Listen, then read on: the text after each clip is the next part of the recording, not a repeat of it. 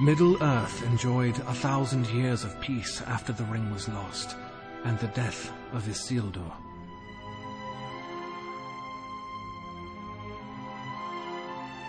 But Sauron was not dead, only cast to the shadows. In time, evil once more began to move. Arnor, the North Kingdom of men, ruled by the heirs of Isildur. This land of passion and promise is waylaid by men's inability to set aside petty differences. And so it was that civil strife weakened the Dunedain and broke the land into 3 realms. Rudor, the smallest and weakest of the Dunedain kingships. Cardolan, guardian of the ancient Barrow Downs, where the forefathers of the Dunedain lay entombed. And Arthedain, the most powerful of the northern realms, still ruled by Isildur's heirs from its capital at Fornost. It was during the reign of the 8th king of Arthedain that evil began to multiply in Angmar, a twisted, frozen land that lay north beyond the Etten Moors and home of the Black Númenóreans. Among them, a sorcerer of great power arose, known only as the Witch King. He has taken up his iron crown for a single purpose: to destroy the Dunedain and their kingdom of Arnor.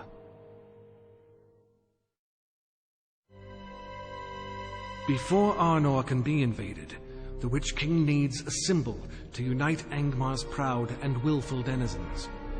Legends say that here in ages past loomed a great fortress of the ancient darkness, its ruins dark and silent in the mountains. Rebuilding this bastion will secure the Iron Crown's dominion over the Black Númenóreans and the northern troll tribes. Now all of Angmar is united under the Iron Crown. Legions of orcs fight under the command of the Thrall Masters of Angmar. The great fortress at Khan Dûm continues to rise. It will make an ideal sanctum for the Witch King to work his fell sorcery. The hammer is forged at last, ready to smite the heirs of Elendil and lay their kingdoms low.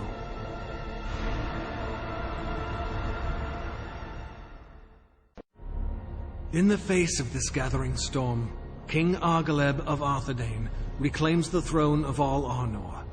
Cardolan does not oppose him, but one faction of the Hillmen of Rodar begin to rebel. They are led by Hwaldar, a hill chief in secret league with Angmar. Moving to crush this resistance, Argaleb has Hwaldar seized and moves into Rudar. But Angmar, its power ready, advances into the weakest of the Dunedain realms.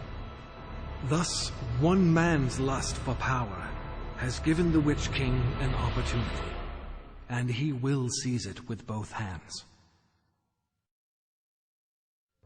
King Argaleb is slain, his hope for a unified North Kingdom shattered with his pride in the ruins of Rudar.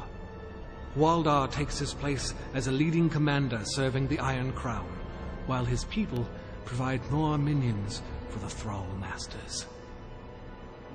But despite their wounds, the Dunedain are not without power. The fortified Weather Hills and fortress at Aman-Sul stand as a shield protecting Fornost and the heart of Arnor.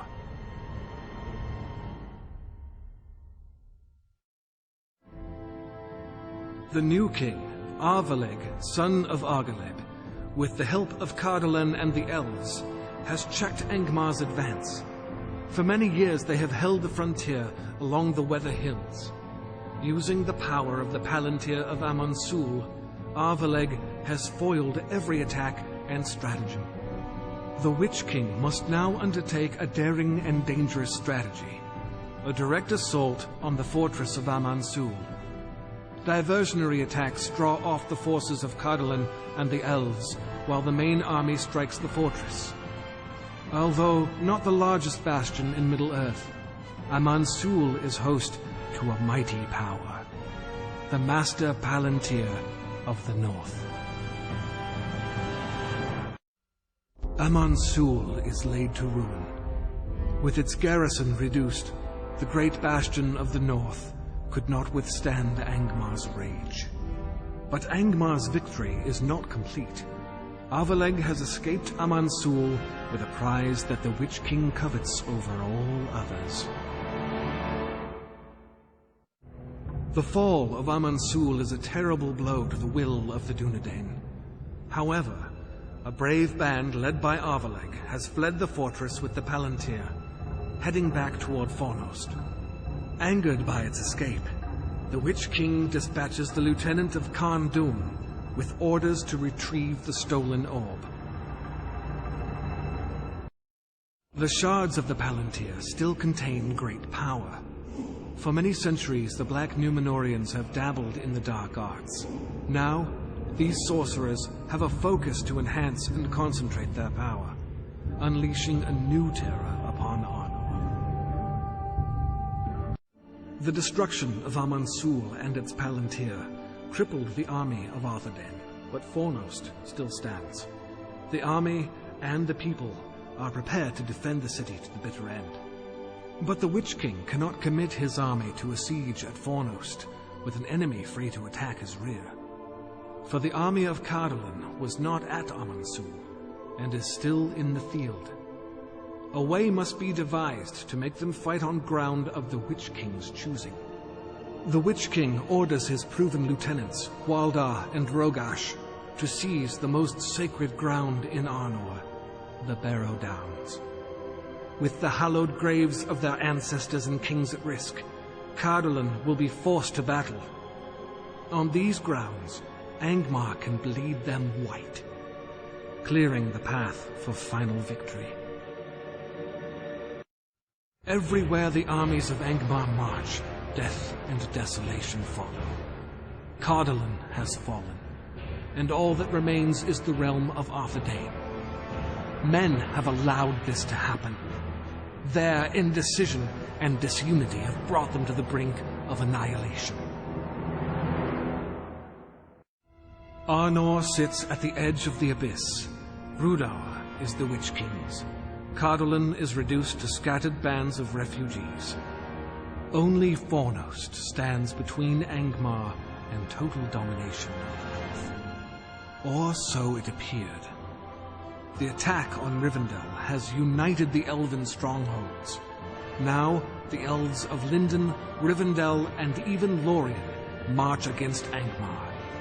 They are intent to drive a sword into the heart of Angmar that would last an age. The Witch King's cunning matches his cruelty.